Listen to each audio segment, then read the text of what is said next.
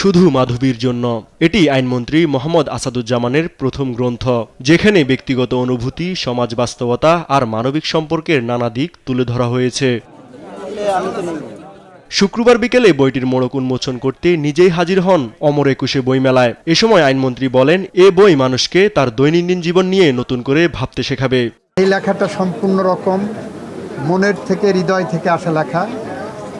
এই লেখাটা লিখেছি ভালো লাগা থেকে, একাকিত্বের ভিতর থেকেও মানুষ কিভাবে প্রকাশ করতে পারে সেই কারণে এই লেখাটা লিখেছি।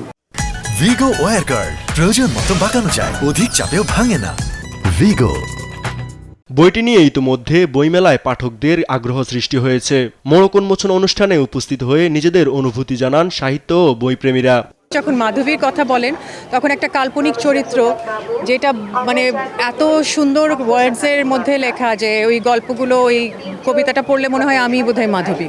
তো এই জিনিসটা তো একটা লেখকের পক্ষে সম্ভব, এবং আমি চাই ওনার শত ব্যস্ততার মধ্যে উনি যাতে ওনার লেখা কন্টিনিউ করেন এবং আরও সুন্দর সুন্দর লেখা সাহিত্য আমরা যাতে ওটা পড়ে উপভোগ করতে পারি। আমি প্রশ্ন করেছিলাম, মাধবী হচ্ছে একটা চরিত্র এবং এই চরিত্রটার মধ্যে দিয়ে আসাদ ভাই বিভিন্ন রকম টপিক তুলে ধরেন। এখানে রাজনীতি আসতে পারে, সংস্কৃতি আসে, কৃষি, সব কিছুই আসে, মানে স্পোর্টসও আসে।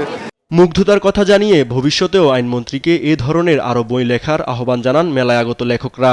আমি ওনার বইটা একটু দেখলাম, মানে খুলে দেখলাম, আমার তো মনে হয়েছে উনি খুব ভালো লেখক আর কি। হ্যাঁ, মানে আমি এটা একটু মুগ্ধ হয়েছে যে আমি কিন্তু অতটা প্রত্যাশা নিয়ে বইটি খুলিনি, কিন্তু যখন খুললাম তখন আমি খুবই মুগ্ধ হয়েছি যে ওনারা খুবই ভালো লিখেছেন। মানে আমার মনে হচ্ছে ওনার ভিতরে একজন খুব ভালো কথা সাহিত্যিক সত্তাও আছে আর কি।